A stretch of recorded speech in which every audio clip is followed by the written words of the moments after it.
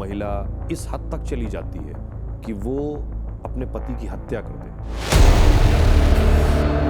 तो वो अब मुझे लग रहा है ये ऐसे रिवेंज मोड में है। लव मैरिज से बेटर आप कह रही हैं arrange marriage? Love is blind. तो ब्लाइंडनेस में क्या होता है, आप खाई कुआं जो भी आएगा आप झेलोगे। तो एक लड़की से क्या बात कर लेनी चाहिए शादी से पहले? एक लड़की को एक लड़के से क्या बात कर लेनी चाहिए? ऑपोजिट्स अट्रैक्ट नहीं है, वो शुरू का ना मजा आता है, वो थ्रिल है। सोनम की जिंदगी में राजा के होते हुए राज की एंट्री हो जाती है, मुस्कान और सौरभ के होते हुए साहिल की एंट्री हो जाती है। ऐसा कब, क्यों और कैसे होता है? जल्दी बोर होते हैं, जल्दी आउटकम चाहिए हम लोगों को और जल्दी सॉल्यूशन चाहिए। लेकिन क्या शादी से पहले और शादी के बाद के रिश्तों में फर्क आता है? शादी से पहले कोर्टशिप पीरियड होता है, वो हमारा होता है हनीमून पीरियड / बेस्ट। घर और समाज के खौफ में बहुत से लोग रिश्ते ढो रहे होते हैं। जब मैरिटल प्रॉब्लम होती है, फैमिली मेंबर्स को नहीं इंक्लूड करना चाहिए।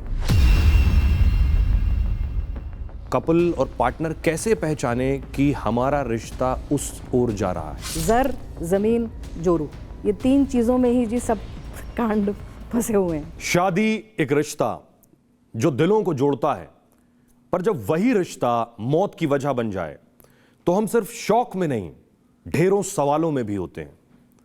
नमस्कार, मैं हूं सैयद सुहेल। पिछले दिनों सोनम ने पति राजा की हनीमून पर हत्या कर दी। इससे पहले मुस्कान ने पति को मारकर नीले ड्रम में डाल दिया, जिसके बाद से हर घर में सोनम और मुस्कान की बात हो रही है। लोग अपने रिश्तों में अब यह देखने लगे हैं, क्या सब ठीक है? क्या वाकई आपके रिश्तों में सब ठीक है?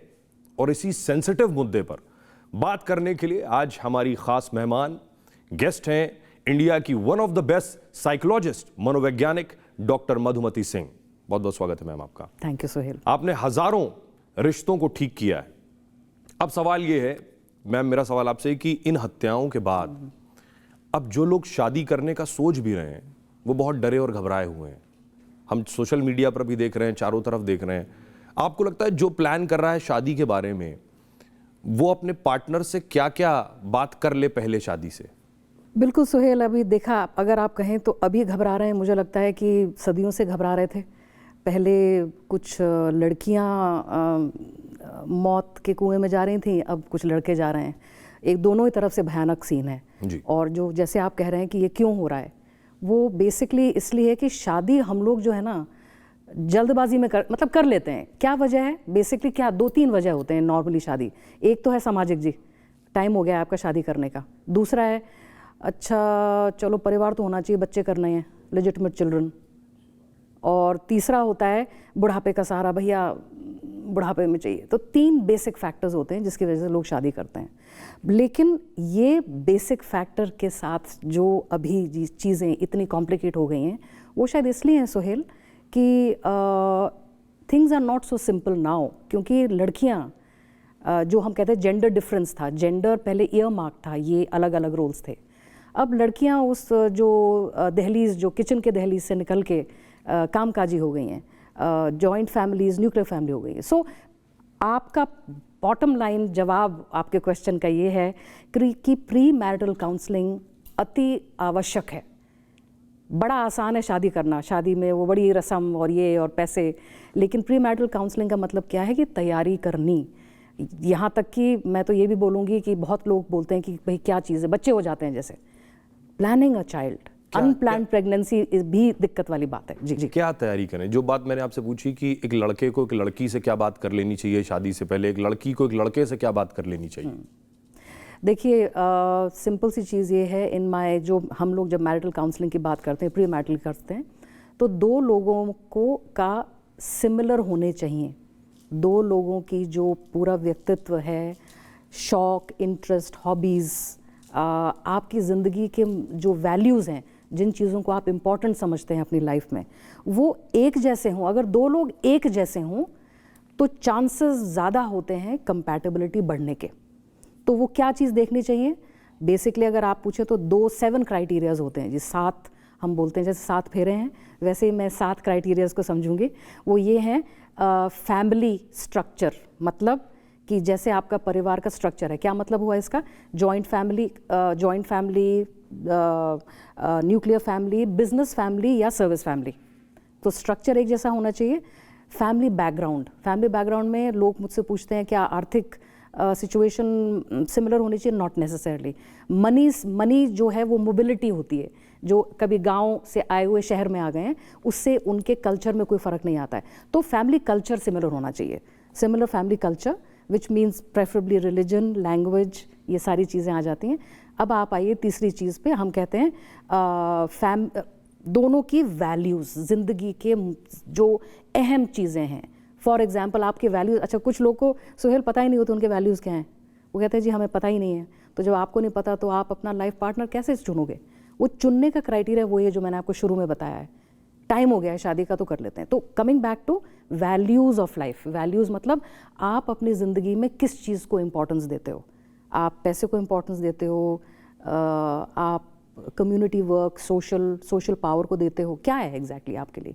अच्छा, हार्ड वर्किंग हो, इजी गोइंग हो, जुगाड़ू हो, आप पढ़ना चाहते हो ज़्यादा, आप जल्दी बिजनेस करके पैसा कमाना चाहते हो जल्दी, फ़र्क है ना दोनों में। तो वैल्यूज सेम होने चाहिए। अब अगला मुद्दा है Suhail, similar hobbies and interest. अब ये भी एक बड़ी अजीब बात है, लोग कहते हैं कि हमने सोचा कि ऑपोजिट्स अट्रैक्ट, नहीं, ऑपोजिट्स ओनली मैग्नेट्स में north and south pole attract, ना हम मैग्नेट हैं और ना ये मैग्नेटिक फील्ड है, तो ऑपोजिट्स अट्रैक्ट नहीं है। वो शुरू का ना मज़ा आता है, वो थ्रिल है। जैसे कि एक जो है इंट्रोवर्टेड है, भाई उसकी गर्लफ्रेंड बड़ी एक्सट्रोवर्टेड है, बड़ा अच्छा लगता है शुरू में, वही चीज़ बाद में फिर आफत बन जाती है, क्योंकि वो लड़की कहती है भैया तुम तो पहले बड़े पबिंग करते थे मेरे साथ, पार्टी जाया, अब क्यों नहीं करते हो? तो क्योंकि वो उसको पसंद है लड़के को कि भाई किताब पढ़ो, आराम से मूवी देखो, हो गया डिफरेंस। सो जितनी सिमिलैरिटीज़ होंगी हमारे हॉबीज़ एंड इंटरेस्ट में, उतनी ही कंपैटिबिलिटी बढ़ती है। Then we come to, now we talking about the next part, बड़ा इंपॉर्टेंट पार्ट है, आपकी जिम्मेदारी आपके परिवार के प्रति, और वो जिम्मेदारी में आपका जो पार्टनर है वो क्या संभाले, क्या शोल्डर करे। ये बड़ा इंपॉर्टेंट पार्ट है जो कोई कपल डिसाइड, कुछ बात ही नहीं होती है। एक और फिर second last factor is financial transparency. ये भी एक बहुत बड़ा मुद्दा होता है कि पता ही नहीं है, हम तुमने ये नहीं बताया, हमको ये नहीं पता, तुम्हारा ये तुम्हारा वो। फाइनेंशियल ट्रांसपेरेंसी कि ये मेरी सैलरी है, ये प्रूफ है, और बच्चे तुम्हारा और मेरे परिवार से शायद मुझको ये मिलेगा, अगर मुझे मिलेगा तो। ये हो गया जी second last important thing. The most important part, बल्कि मैं तो बोलूँगी कि सबसे इम्पॉर्टेंट है, और ये शायद बहुत इग्नोर्ड है और लोग मुझसे पूछते भी ये तो बड़ा अटपटा सा चीज़ है, कैसे कर पाएंगे हम ये। Updated medical file to be exchanged with each other. Updated HPV, thalassemia, STD, fertility factors, male fertility, female fertility, आपके लिपिड प्रोफाइल, डायबिटीज़, डेंटल। एक मेरे पास एक कपल आया जो उस लड़की बड़ी परेशान हो गई, कहती है मुझे डिवोर्स करना है। मैंने कहा क्या हुआ? कहती है मेरे पति ने ये नहीं बताया कि इसके सामने के 2 दांत जो हैं आर्टिफिशियल हैं, मुझे नहीं शादी करनी, मैं तो निकल रही हूँ, झूठा है ये आदमी। तो 7 मुद्दे हो गए जी पूरे। ये आप मतलब कहना ये चाह रही हैं कि ट्रांसपेरेंसी होनी चाहिए हर लिहाज से, लेकिन आप जो बात कह रही हैं ये अरेंज मैरिज में पॉसिबल हो सकता है, हो, लेकिन मुझे लगता है फिर भी बहुत कॉम्प्लिकेटेड है। लेकिन लव मैरिजेस में तो ये पॉसिबल नहीं है। करना चाहिए ना जी, पॉसिबल होना चाहिए, क्योंकि मतलब वही रूट है, रास्ता वही। देखिए लव मैरिज, देखिए Sohail, good question, love versus arrange. Love तो जी अंधा होता है, लव इज ब्लाइंड। तो ब्लाइंडनेस में क्या होता है, आपको खाई कुआं जो भी आएगा आप झेलोगे, सब कुछ पसंद करेंगे आप। राइट। ऑल्सो लव मैरिज में आप 10 से शुरू करते हो, आप तो हाइट पे पहुंच गए ना अपने रिश्ते के, तो 10 के बाद तो जी नीचे ही आना होता है। इसीलिए लव मैरिजेस में मैंने अक्सर सुना है, ज़्यादातर डिसअपॉइंटमेंट ये होती है कि शादी से पहले तो तुम बड़े अलग थे, अब बिल्कुल बदल गए हो तुम। अरेंज मैरिज का एडवांटेज ये है कि आप 0 से शुरू करते हो, तो 0 से 1 2 3 4 करते करते is better. But like I said sometimes it's combined ना, अभी आप बोल रहे हैं लव, कई बार दोनों चीज़ कंबाइंड होती है। भाई 2 लोग एक दूसरे को जानते हैं, फैमिलीज एक दूसरे को मिले, फिर क्या? तो क्राइटेरिया तो जी 7 वाले रखने ही पड़ेंगे। तो आप ये थियरी लगती है लेकिन करनी चाहिए। लव मैरिज से बेटर आप कह रही हैं अरेंज मैरिज है? कुछ भी नहीं है, ऐसा कुछ नहीं, अभी आपने कहा कि लव मैरिज में आप 10 से शुरू करते हैं और अरेंज मैरिज में आप 0 से शुरू करते हर एक की अपनी जिसकी मंशा जैसी। देखिए यहाँ पे कोई क्राइटेरिया नहीं है। कुछ लोग, जैसे मैं आपको बताती हूँ, कुछ लोग रोलर कोस्टर पसंद करते हैं, कुछ लोगों को रोलर कोस्टर में जाने से पेट उनका उल्टी आने लगती है, तो हर एक की प्रवृत्ति। कुछ लोग एक्साइटमेंट चाहते हैं, जैसे कुछ लोग कहते हैं मुझे कपल्स में कि थोड़ा बहुत झगड़ा ना हो तो यार बड़ा डेड लाइफ है, ये क्या बात हुई। कुछ फिर दूसरा वाला पर्सन से मुझे भैया शोर शराबे से मुझे टेंशन हो जाती है। तो फर्क हो गया ना जी, प्रवृत्ति। हर एक की जो जैसी प्रवृत्ति है वैसे ही रखना चाहिए अपने आप को। अब मेरा सवाल ये है कि हमने शादी की बात कर ली, कैसे पार्टनर को चुने। अब अभी पीछे जो केसेस आए, चाहे वो सोनम और राजा का हो या मुस्कान और साहिल का हो, बहुत से हमारे समाज में ऐसे रिश्ते हैं, ऐसे परिवार, ऐसी फैमिलीज हैं जिसमें कपल्स के बीच इस तरह के रिश्ते हैं जो हत्या तक जा सकते हैं। दो कपल और पार्टनर कैसे पहचाने कि हमारा रिश्ता उस ओर जा रहा है? अब ये 2 केसेस तो जी बड़े अलग केसेस हैं। इसको हम लोग शायद मैनिफेस्ट करके ये नहीं कहेंगे कि सब रिश्तों में ऐसा होता है, क्योंकि ये जो 2 केसेस हैं या कोई भी जब केस होता है, जनरली देखा जाए तो ना उत्पीड़न होता है फाइनेंसेस का लेके। फाइनेंसेस की भसड़ होती है या लॉयल्टी की भसड़ होती है, मतलब सस्पिशन, शक। ये 2-3 चीज़ें हम कहते हैं कि रिश्ता, ये जो केसेस हैं जहाँ पे मर्डर और ये हुआ है या जहाँ पे किसी ने सुसाइड अटेम्प्ट किया है, ये चीज़ें होती हैं, यू आर राइट। लेकिन हम जो अगर रेगुलर मैरिज की बात करें उसमें कुछ रेड फ्लैग्स होते हैं। हम कहते हैं कि ये चीज़ें इंडिकेट करती हैं कि हमारी प्रॉब्लम बढ़ती जा रही है शादी में। वो इंडिकेटर्स क्या हैं? हाँ, वो एग्जैक्ट इंडिकेटर्स अगर आप ध्यान से सुने होंगे यार, तो वो जो 7 है ना वो पॉइंट्स। फाइनेंशियल ट्रांसपेरेंसी मैंने भी आपको बताया, 2-3 चीज़ें होती हैं जिसमें हम लोग कहते हैं ना, क्या है वो, एक हिंदी की कहावत है, जर, ज़मीन और जोरू। ये 3 चीज़ों पे झगड़े हुए हैं सारे पूरी ब्रह्मांड के। ये सेम 3 चीज़ें ही हमने अभी 7 चीज़ों में बात की है, यही चीज़ होती है। So it is either financial problem कि भाई एक पार्टनर कर रहा है, दूसरा रिस्पॉन्सिबल नहीं है। इक्वल रिस्पॉन्सिबिलिटी जहाँ हम नहीं रखें इसका, अच्छा लोग मुझसे पूछते हैं रिस्पेक्ट और ये इक्वल रिस्पॉन्सिबिलिटी, दूसरे का जब हम शोषण मतलब फॉर ग्रांटेड लेना शुरू करें, वो बोले लड़की हो या लड़का, उसमें इम्बैलेंस आना शुरू हो जाता है कि मैं ही कर रहा हूँ या मैं ही कर रही हूँ। Those are little indications. फिर हम कहते हैं जो फ्रॉड वाली जो बात होती है, फ्रॉड में यही चीज़ होता है। एक जैसे शादी कपल हुई तो लड़की ने बाद में बताया कि जी मेरे फादर पे इतना इतना लोन है, मुझे तो लोन चुकाना है। तो वो कहता है हमको तो अपना घर बनाना था, तुम तो अब क्या करें, why did you not tell me earlier. तो पहले बताना चाहिए। तो फाइनेंशियल ट्रांसपेरेंसी एक ये चीज़ है। और जो आप, अगर मैं एक चीज़ बोलूँ कि लोग कहते हैं ना रिस्पेक्ट एक दूसरे के प्रति, सबसे बड़ा रिस्पेक्ट सुहेल होता है जब हम दूसरे को ऐसे ट्रीट करें जैसे हम अपने आप को ट्रीट करना चाहें, इक्वल। लेकिन ये इम्बैलेंस तो अभी है सोसाइटी में। जो आप फाइनेंशियल की बात कर रही हैं कि अमूमन समाज में एक बड़ा तबका, बड़ा वर्ग ऐसा है या सोचता है या करता है कि अगर पत्नी कमा रही है तो वो उसकी जो तनख्वाह है, सैलरी है, उस पर भी अपना हक समझता है। वो चाहता है कि वो पैसा मुझे दे दो, मैं बताऊंगा कहाँ खर्च करूं। ये एक इम्बैलेंस है। छोटे शहरों में शायद और ज़्यादा होगा, बड़े शहरों में भी है, जो बहुत से लोग बड़े शहरों से, छोटे शहरों से आकर बड़े शहरों में बस गए। और अक्सर लड़ाई झगड़े की वजह ये होती है। बिल्कुल ठीक बात है। यही तो हम कह रहे हैं कि हमको वक्त के साथ बदलना है। मतलब क्या हुआ कि लड़कियां नौकरी कर रही हैं, नौकरी भी कर रही हैं, घर भी संभाल रही हैं, बच्चे, क्योंकि वो तो चाइल्ड बेयरिंग पेरेंट हो गया ना, तो हम कह रहे हैं वो तो बदल गई। अब लड़के भी उसी लेवल पे बदलेंगे तभी तो बदलाव आएगा। अभी आप कह रहे हैं जैसे कि हस्बैंड कहता है मैं बताऊंगा तुम्हें। आपको पता है वो शहरों में उल्टा है कि लड़की कहती है कि मेरी सैलरी मेरी, तेरी भी मेरी, तेरी भी मेरी। तो यहाँ दोनों तरफ का है। इसका मतलब क्या है, इम्बैलेंस, इट्स अनफेयर। मैं एक सिंपल सा एक फ्रेज यूज करती हूँ, हम कहते हैं फेयर एंड स्क्वायर। चीज़ों को फेयर रखोगे तो चीज़ समझ में आती है। अच्छा, ये जो आप कह रहे हैं कि भाई जहाँ तक कि पैसा यहाँ कमाना है, मैंने देखा है कि जो लोग अपना परिवार, फैमिली में होता है हस्बैंड वाइफ। हाँ, ये एक और मिथ्या है जो मेरे 5th पॉइंट में था, जो अभी मैंने 7 पॉइंट्स बोले, 5th पॉइंट जी, कि परिवार की जिम्मेदारी, मेरी जब शादी हो जाए तो मैं अपने परिवार के प्रति क्या जिम्मेदारी समझती हूँ और मेरा पार्टनर कौन सी जिम्मेदारी निभाए। कई बार क्या होता है, ये कन्फ्यूजन हो जाता है उसी पर्सन को, उसके दिमाग में होता है वो मेरा परिवार है या ये मेरा परिवार है। सो ये चीज़ मैं बड़ा क्लियर करना चाहूँगी ऑडियंस के लिए, हम सब जो बात सुन रहे हैं आज, कि जब आपकी शादी होती है तो आपका जो कोर है वो शिफ्ट हो जाता है। तो लड़की के लिए तो कोर शिफ्ट हो जाता है सुहेल, क्योंकि ज़्यादातर पेट्रियार्की में लड़की लड़के के घर आती है, लड़के का कोर शिफ्ट नहीं होता है। यहीं पर ही दिक्कत है। फिर क्या मतलब है इसका? Pre marital awareness, which means core आपका है हस्बैंड एंड वाइफ। तो उसमें लोग पूछते हैं मुझसे, ब्लैक एंड वाइट पूछते हैं कि हमें क्या करना चाहिए। मैं उनको black and white he answer देती हूँ कि पहले 3 साल आप अपने फैमिली मेम्बर्स के जो चीज़ें हैं, जो नॉर्मल मम्मी बहन so on and so forth, उनको थोड़ा बैकग्राउंड में रख के ये वाले यूनिट को एस्टैब्लिश करो, क्योंकि ये तो अभी छोटा सा बीज है, अभी तो पौधा बस बन ही रहा है। थोड़ा सा पौधा बनने दो, 2-3 साल, ऑटोमेटिकली ये यहीं पर ही बॉन्डिंग होती है। ये जब बॉन्डिंग नहीं होती ना, जहाँ बीच में मम्मी आ गई, लड़की की मम्मी आ गई, लड़के की, बस वहाँ दिक्कत है। सो यूनिट, जो मैरिज का unit takes 3 years, that's all.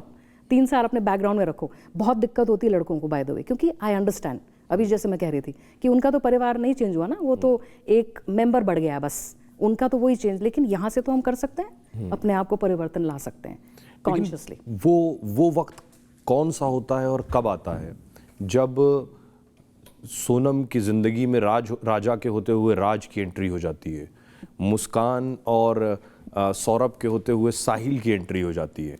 ऐसा कब, क्यों और कैसे होता है? हाँ जी, बिल्कुल, बहुत सारे रीजंस हो सकते हैं। बोरियत हो सकती है, नयापन चाहिए, अपने मैरिज में प्रॉब्लम है तो उसको ना सॉल्व करके आप बाहर देखते हो कहीं, बोरियत की वजह से करते हैं जनरली। कुछ लोग अप्रूवल की वजह से करते हैं कि जी घर में तो मेरी कोई वैल्यू नहीं है, देखो मेरा ऑफिस कॉलीग जो है देखो कैसे भाव देता है मुझको, चलो ठीक है, चलो अपन। ऑल्सो मेरा ये मानना है ये वेस्टर्न इन्फ्लुएंस ज़्यादा हो गया है, फैशनेबल ठीक माना जाता है, कोई प्रॉब्लम नहीं मानी जाती, लेकिन इसका बट नॉट राइट। लेकिन ये सिर्फ बड़े शहरों की बात नहीं है जी बिल्कुल, मतलब अगर आप देखिए तो ये केस एक आगरा का था, Exactly. दूसरा केस इंदौर का है। बिल्कुल, मैं यही तो बोल रही हूँ। वो जो हमारा डिजिटल है, आगरा और ग्वालियर और इंदौर में भी आ गया है ना जी। तो वो इन्फ्लुएंस जो है वहाँ का बहुत इम्पॉर्टेंट है। देखिए वो जो दायरे होते थे पहले, दायरे मतलब you have a boundary of what, marriage. तो बाउंड्रीज जो हैं इतनी ज़्यादा वेग हो गई हैं अब कि हर एक को एक होड़ रहती है कि बनता है नहीं बनता तो निकल आएंगे शादी में से। और मैं फिर ये बोलूँगी कि शायद कुछ हद तक ये वेस्टर्न इन्फ्लुएंस ज़्यादा है, होता है, मैं उनको ब्लेम नहीं कर रही हूँ, वो उनका कल्चर है। लेकिन हमारे समाज में जैसे अभी आज भी अगर कोई मुझसे कहे कि एक हम लोग बोलते हैं टॉक्सिक रिलेशनशिप है, तो उसमें वो जो पार्टनर आज भी किस वजह से उसने से नहीं निकल पाता कि लोग क्या कहेंगे, मैं एक डिवोर्सी रहूँगी, मुझे लोग कैसी अलग नज़रों से देखेंगे इंडिया में। The same thing doesn't hold good anywhere else.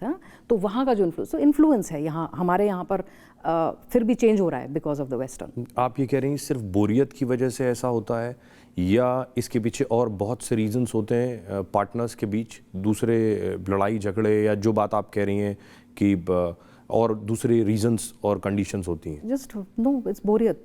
बोरियत प्रॉब्लम्स तो हर जगह आती है ना। देखिए अब आप ये होता है ना, आप किसी भी, आप अपने, लेट्स टेक एन एग्जांपल, आप अपने पार्टनर को छोड़िए, हम कहते हैं एग्जांपल लेते हैं आपके परिवार में, आपका ताऊ जी है, आपकी मम्मी बुआ है, समबडी, कहीं डिसएग्रीमेंट्स होते हैं, हमारी फंडामेंटल डिसएग्रीमेंट, हम उसको वर्कआउट करते हैं ना, कोशिश करते हैं कि इसका मुद्दा समझा जाए, उसको सॉल्व किया जाए। मैरिज में क्यों नहीं करते? वो इसलिए नहीं करते क्योंकि लाइक आई सेड डिस्ट्रैक्शंस बहुत हैं, क्या क्या पोर्टल्स निकल पड़े हैं, क्या क्या प्लेटफॉर्म्स अवेलेबल हैं, कॉन्फिडेंशियलिटी नेक्स्ट लेवल की है, हर चीज़ का पासवर्ड है और ना जाने क्या, तो उसका तो जी वो सब पहले अवेलेबल नहीं था। तो यहाँ पे मुझे सिर्फ ये समझ में आता है कि out of sheer boredom, no other particular reason. Otherwise problems आती हैं तो दो लोग मिल के उसको सुलह करते हैं, दोनों जल्दी बोर होते हैं, जल्दी आउटकम चाहिए हम लोगों को और जल्दी सोल्यूशन चाहिए, that is the primary reason. इस बोरियत को ख़त्म करने का क्या तरीका है? ऐसे हालात में क्या करना चाहिए? Take counselling. But on a serious note एक और चीज़ सोहेल मैं ऐड करना चाहूँगी, मैं क्योंकि साइकोलॉजिस्ट काफ़ी, I been practising for about 34 odd years, 35 years, तो क्यों हम कहते हैं काउंसलिंग लेनी चाहिए? भाई हमारे बड़े बुजुर्ग मेंटर्स, गुरु कुछ हैं, वो भी काउंसलिंग करते हैं, सही बात भी है, परामर्श होता है उनका भी, लेकिन फ्रेंड्स हैं जैसे, लोग पूछते हैं मुझसे कि why should we go in for counselling? The one main reason is आपके जो जानकार लोग हैं ना, वो आपको सब्जेक्टिव एडवाइस देंगे, आपको वो सिर्फ वही बात बता पाएंगे जो उन्होंने एक्सपीरियंस किया है। So that is subjective one. Second, friends तमाशा बन जाता है, बेसिकली बात का बतंगड़ बन जाता है। मेरा ये क्लियर इंडिकेशन है सुहेल, जब मैरिटल प्रॉब्लम होती है फैमिली मेम्बर्स को नहीं इंक्लूड करना चाहिए। जबकि लोग कहते हैं कि बड़े बूढ़ों को बताओ, बिल्कुल नहीं करना चाहिए, वो तब बताना चाहिए जब डिवोर्स के जगह पे आ जाओ आप। तो फिर आपको किससे बात करें? Go in for therapy, take professional help, because now, हाँ पहले नहीं था ना, पहले तो अवेलेबल ही नहीं था। आज अगर आप बोलें तो इतने प्लेटफॉर्म्स हैं, ऑनलाइन अवेलेबल है, ऑफलाइन तो शुरू से था ही, थैंक्स टू कोविड कि ऑनलाइन के प्लेटफॉर्म्स बन गए हैं। अब किसके पास जाया जाए, वो यहाँ जाया जाए। पहले तो इस तरह के जो केसेस आपके पास आते हैं उन्हें आप कैसे हैंडल करती हैं? क्या उसका प्रोसेस होता है? पहली चीज़ तो सुहेल, जब मैं कपल काउंसलिंग करती हूँ तो पहली चीज़ मैं इंडिविजुअल सेशंस करती हूँ, क्योंकि हस्बैंड और वाइफ से अलग अलग बात करते जी अलग अलग का मकसद ये होता है कि आप पहले अपने आप को तो समझ लो। आप 50% हो उस शादी और रिश्ते में, तो अपने 50% को तो ठीक कर लो पहले। हमारी क्या रहती है, पहले इसको ठीक करो, ये पहले ठीक पहले इंडिविजुअल को आप ठीक करने को बोलती हैं। यस, पहले इंडिविजुअल को ठीक करना, मतलब आप पहले बताओ कि आपकी लाइफ कैसे चल रही है। सो इनवेरिएबली आप देखोगे कि जिन लोगों को प्रॉब्लम होती है ना, वो या तो वो प्रोफेशनली कहीं फ्रस्ट्रेटेड हैं, स्टकअप हो गए हैं, या उनको हेल्थ की कोई इशू है, या उनके कोपिंग मैकेनिज्म, हम बोलते हैं उसको एडजस्टमेंट टेक्निक्स होते हैं ना, कि कहाँ पे आपको फ्लेक्सिबल होना है, कहाँ पे आपको असर्टिव होना है, तो उनके एडजस्टमेंट टेक्निक्स थोड़े से डिफेक्टिव होते हैं। Either they are too aggressive और दे आर बिल्कुल प्लायबल, जी हाँ में हमें लाते हैं। तो हम नोटिस करते हैं आपके पैटर्न्स, तो आपके पैटर्न्स ही तो मैरिज में मैनिफेस्ट करेंगे। इंडिविजुअल जब बेटर होना शुरू हो जाता है तो हम लोग फिर 1-2 इंडिविजुअल सेशंस के बाद जॉइंट सेशंस रखते हैं। और जॉइंट सेशंस तब तक क्या हो गया होता है, इंडिविजुअल में सारी पुरानी कहानियाँ जो है ना आपकी, मुझे ये हुआ वो ख़त्म हो जाती हैं, because that's catharsis, that's part of counselling also. कहीं मन में होता है ना कि मैं अपनी, कोई तो सुने मेरी बात, तो जब कैथारसिस कंप्लीट हो जाता है, तो जब जॉइंट सेशंस होता है ना सुहेल, वो होता है अब रिपेयर वर्क है जी शुरू। वहाँ पे अलाउड नहीं है कि आप पुरानी बात लेके आओ। अच्छा, not that, we have a format which we follow. उसमें ये नहीं होता है कोई कहे मैं ही क्यों बदलूं? नहीं जी नहीं, वो तो पहले ऐसा था, या वो तो पहले ऐसी थी। 3 चीज़ें जो आप बदलना चाहोगे, 3 चीज़ें वो आपका पार्टनर, वो मैं इंडिविजुअली कर चुकी होती हूँ। अच्छा, so we are putting it saying अब रिपेयर मोड में है, तो वो फॉर्मेट फॉलो करते हैं। That is where work happens. तो ये बात वो खुद बैठ कर नहीं कर सकते? आप बताइए क्या होता है वहाँ पे, तो खुद में तो आ जाता है, फ्रेजाइल ईगो आ जाती है ना, कि तुम बड़ा बोल रहे हो, तुम बड़ा मुझे बताओगे क्या करना चाहिए। देखिए वो घर की मुर्गी दाल बराबर ना। आज अगर मुझसे कोई पूछे कि भाई आपकी सलाह आपके बच्चे सुनते हैं, most probably not, because I am the mom ना। टीचर्स की सुनते हैं? हाँ जी बिल्कुल, या दूसरे काउंसलर की सुनेंगे, मे नॉट बी मी जी। पहले कहा जाता था कि महिलाएं बहुत पीड़ित हैं। अब ये जो केसेस पीछे सामने आए हैं, जिस डर की मैंने बात की, अब ये भी बहुत चल रहा है सोशल मीडिया पर कि पुरुष भी बहुत पीड़ित हैं। बहुत रेयर, इससे पहले शायद मुझे याद नहीं कि बहुत ज़्यादा लोगों ने सुना हो कि एक लड़की, एक महिला इस हद तक चली जाती है कि वो अपने पति की हत्या कर दे। उसके पास दूसरा भी विकल्प है उससे अलग होने का। पेनफुल, बड़ा शॉकिंग लगता है, बहुत मुझे तो कभी कभी ये लगता है कि क्योंकि इतने सदियों सो कॉल्ड अंडरस्टैंडिंग रही कि लेडीज़ और गर्ल्स का शोषण हुआ है, तो वो अब मुझे लग रहा है ये ऐसे रिवेंज मोड में है, ऐसे लगता है मुझे, although it's not right, but मुझे ऐसा लगता है। आप इसे रिवेंज मानती हैं या इसे ऐसे देखती हैं कि, जैसे मैं एग्जांपल दूं, जैसे मुस्कान को अगर साहिल के साथ जाना था तो वो अपनी फैमिली को कह सकती थी मुझे अलग होना है, लेकिन उसे डर था उस समाज से कैसे अलग होंगी। यही डर क्या राजा के साथ अगर सोनम थी तो उसे ये डर था कि मैं कैसे अलग होंगी, जैसे कि खबर आई कि उनके पिताजी को उन्होंने बताया था इस बारे में। क्या समाज का डर है, इसकी वजह से एक लड़की और महिला को लगता है कि उसके लिए सेफ पैसेज है कि मैं उसको ख़त्म कर दूं और निकल जाऊं? नो जी, इन दोनों केसेस में मुझे लगता है it is the psychopathic mind of the girl in both the cases. Psychopath तो लड़की भी हो सकती है ना, लड़के थोड़े ना होंगे। तो उसमें क्या है, साइकोपैथ में क्या है, बेसिक मतलब क्या होता है साइकोपैथ का? साइकोपैथ का मतलब है कि मैं जो भी कर लूँ मैं अपने हिसाब से करूँ और मैं उसमें से निकल आऊँगी। अनरियलिस्टिक, ग्रैंडियोस, इसका मतलब मैं रूल्स बनाती हूँ, बनाऊंगा या बनाऊंगी। सो साइकोपैथिक फीचर्स, जैसे आपने खुद बताया कि सोनम ने अपने फादर को बोला था I don't want to get married. तो हम सबके जहन में ये सवाल है कि तुमको शादी नहीं करनी, मत करते, उसके कुशवाहा के साथ चले जाते, तुमने इसको मारने की क्या जरूरत है? मेघालय लेके उसको घुमा फिरा के उसको मार डाला, which is a psychopathic, it's chilling, there is a mental aberration, ज़रूर, इसमें कोई डाउट नहीं है, क्योंकि मैं भी इसको काफ़ी फॉलो कर रही हूँ पूरे इसका न्यूज़ को। It's very very shocking. क्या इमोशनल डिस्कनेक्ट या ज़बरदस्ती किसी की शादी कर देना उस लड़की या लड़के के बर्ताव में इतना बदलाव आ सकता है कि वो उसकी हत्या कर दे पार्टनर की, जो सोनम के केस में हुआ? नहीं, बिल्कुल नहीं। पहली बात तो मैं आज यही बात शेयर कर रही थी, I will share it with you also.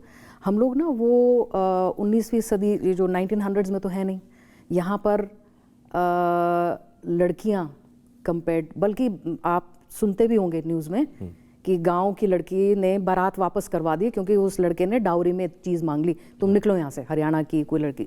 Giving an example कि ऐसा नहीं है, वो ज़माने नहीं है कि जी हाथ पैर बांध के जी बिल्कुल मूक व्यवहार करके बच्ची को फेरे करने के लिए कर दिया। Gone are the days, that is something I refuse to believe. Second thing, like I said, क्योंकि वो चेंज इतना आ गया है तो फिर क्यों किया? That's why I am saying कि ये इतना कॉम्प्लिकेटेड केस है। मुझे तो अभी भी, हमें तो सब पता ही नहीं, पता नहीं क्या अनफोल्ड होगा। Is it some financial matter? See, it has to be वही ज़र, ज़मीन, जोरू, ये तीन चीज़ों में ही जी सब कांड फंसे हुए हैं। ख़ासतौर पे भारत के संदर्भ में, इंडियन कॉन्टेक्स्ट में बात करूँगा कि अभी इंडियन कॉन्टेक्स्ट में रिश्तों की स्थिति क्या है समाज में, क्योंकि हम देखते हैं हर जगह खटपट होती है, कहीं ज़्यादा कहीं कम होती है। कैसे पहचाने? दूसरा, क्या बहुत से रिश्ते समाज में ऐसे हैं जो उनके बच्चों की वजह से चल रहे हैं? बड़ा अच्छा क्वेश्चन है आप पूछ रहे हैं, रिश्तों में क्या परिवर्तन आया है। मेरा ये मानना है जो इंडिविजुअलिस्टिक हम लोग बन गए हैं, ज़्यादा इंडिविजुअलिस्टिक, और कुछ हद तक अगर हम कहें कि अच्छा है या बुरा, हर एक का प्लस और माइनस है। जैसे कि 20 साल पहले या 2 जनरेशन पहले जो फादर होते हैं वो कहते हैं चलो भाई लड़की पे इतना शादी, बेटे को इतना। अब जो वो फादर है कहता है भाई थोड़ा यहाँ थोड़ा, और बाकी अपने पास रखना है, भाई हारी दुखारी बीमारी अपने पास आए, which is in a way a good thing. Self preserving होना ज़रूरी है। मैं तो बल्कि ये कहूँगी कुछ हद तक ये ना वेस्टर्न कल्चर, इसमें थोड़ा सा एडवांटेजेस ये है कि आप जिम्मेदार हो अपनी लाइफ की, ना मम्मी पापा पे दोष देना है ना किसी और पे, you are responsible for your own thing. So कुछ हद तक एक एडवांटेज है। लेकिन जो मज़ा है, हम क्या कहते हैं, मज़ा आता है जब 4-6 लोग घर में हों, परिवार हो, उसमें क्या है, एक्टिविटी ज़्यादा रहती है। लेकिन आज भी अगर आप मुझसे पूछें, अच्छा भी है, लेकिन वो बहुत सारे लोगों में ना पॉलिटिक्स भी होती है, लोग बस यही करने में लग जाते हैं, बैलेंसिंग एक्ट करने में। किसी का कहीं से कोई रूठ रहा है तो उसको मना रहा है, किसी बच्चे के पास ज़्यादा पैसे चले गए, किसी के पास, तो थोड़ा मैं कह रही हूँ कि ये हमारा आई थिंक नेचुरल एवोल्यूशन है। कोई मुझे कहे कि is it wrong, I don't think so, because चीज़ें इतनी रैपिडली बदल रही हैं। अब तो AI का ज़माना आ रहा है, तो हम लोग भी रिडंडेंट हो जाएंगे वेरी सून। तो ये तो जॉइंट फैमिली या बड़ी परिवार तो शायद इसका कोई ज़्यादा वैल्यू है नहीं। लेकिन क्या शादी से पहले और शादी के बाद के रिश्तों में फ़र्क आता है? किस तरह का फ़र्क है? इसे आप कैसे ठीक करती हैं? जो लोग आपको सुन रहे हैं वो उन्हें कैसे ठीक करें? उन्हें यह एहसास हो कि वो शादी से पहले वाला जो रिश्ता था वही शादी के बाद है। इस तरह की बहुत सी कंप्लेंट्स आती हैं पार्टनर्स को कोर्टशिप पीरियड बोलते हैं। कोर्टशिप में होता है, हम लोग बोलते हैं बेस्ट फुट फॉरवर्ड, सबसे नेचुरली भाई ट्रीटिंग, ये वो, टाइम कम है, अपने बेस्ट चीज़ दिखाते हैं दोनों, लड़का और लड़की। वो कोर्टशिप होता है, वो स्वाभाविक है, हम ये नहीं कहेंगे कि क्यों है, दैट्स नेचुरल प्रोग्रेशन। आप एक नॉर्मल फ्रेंडशिप भी ले लो आप, जब नॉर्मल फ्रेंडशिप होती है तो हम नेचुरली किसी चीज़ से प्रभावित होते हैं शुरू में, हम कहते हैं अरे सो नाइस, और फिर हमको पता चलता है कि थोड़ी थोड़ी चीज़ें। सो शादी से पहले कोर्टशिप पीरियड होता है, वो हमारा होता है हनीमून पीरियड / बेस्ट, उसको हम लोग क्रिम्सन क्लाउड बोलते हैं। तो क्रिम्सन क्लाउड वास्तविकता तो है नहीं। और क्या फ़र्क होता है उसमें? वास्तविकता में चीज़ें आ जाती हैं प्रैक्टिकल्स पर। प्रैक्टिकल जो मैं 7 पॉइंट्स बता चुकी हूँ, और बल्कि मैं I must share this with you, बहुत सारे केसेस जो मेरे हैं जो ओवरसीज़ वाले हैं, जो यहाँ से ITs पढ़ के या जो भी मीडिया IT, और वो कनाडा US सेटल हो, मतलब अभी शादी हुई है 3 साल, उनको टिपिकल प्रॉब्लम आती है कि भाई काम कौन डिवाइड करेगा, किचन का, घर का, ग्रोसरी का, लॉन्ड्री, डिवाइड। तो फिजिकल, मतलब हम क्या कह रहे हैं, रिश्ते बन जाते हैं प्रैक्टिकल्स को लेके।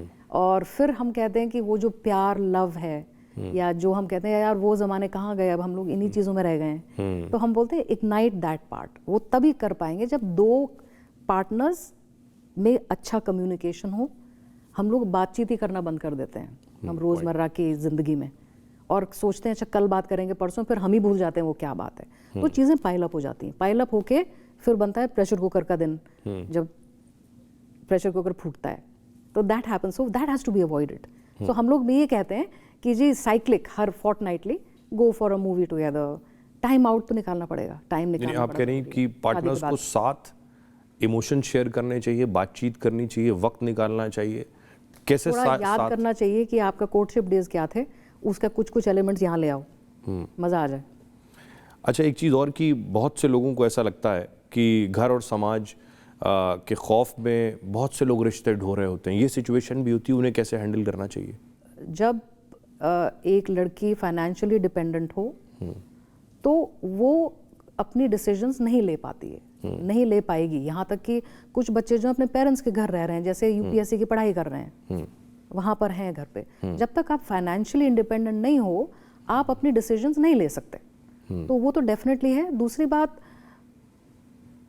मेरे हिसाब से ढोना जो शब्द है, आई एग्री, थोड़ा सा ज़्यादा खराब है, थोड़ा हाँ, मतलब दिल को दुखा देने वाला है। मैं समझती हूँ होता है, लेकिन आजकल क्योंकि डिजिटल दुनिया है, हर चीज़, अब मैंने आजकल यंग बच्चियों को जो, अच्छा, जिन्होंने 10, 15, 20 साल कभी काम, मतलब पढ़ाई भी नहीं की है उन्होंने, अब BSc की हुई है, तो बात से बात शुरू हुई कि मैं बिल्कुल फ्री हूँ, बच्चे चले गए हैं, I don't know what to do.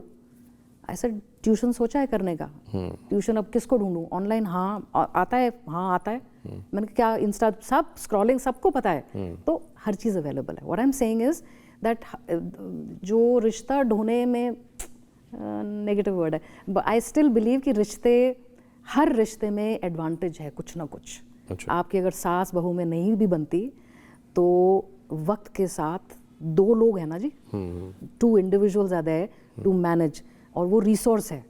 तो हम लोग जो है कोशिश करें अपने रिश्ते में अच्छी चीज़ देख के उसको डेवलप करें, जो नेगेटिव है उसको अवॉइड करें। आखिरी 2 सवाल मेरे आपसे, एक लड़के को या एक लड़की को कब ये समझ लेना चाहिए कि अब उसे शादी करनी है?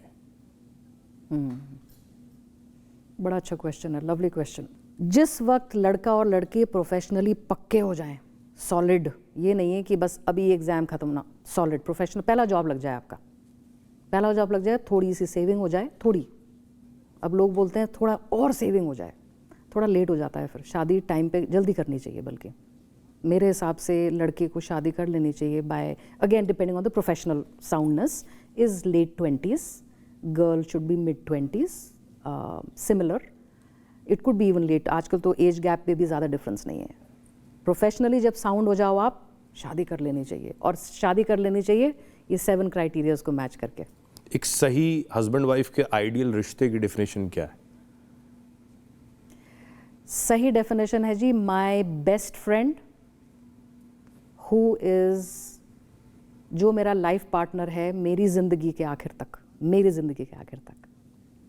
बहुत शुक्रिया, आपने हमारे साथ अपने एक्सपीरियंसेस को शेयर किया, और हम उम्मीद करते हैं हमारे दर्शक जो हमें सुन रहे थे, उनके रिश्तों में जो परेशानी होगी या जिस जद्दोजहद से वो जूझ रहे होंगे, डॉक्टर को सुनने के बाद वो शायद उनको बहुत से सवालों के जवाब मिले होंगे और अपने रिश्तों को वो बेहतर कर सकेंगे। बहुत बहुत शुक्रिया। Thank you sir. नमस्कार।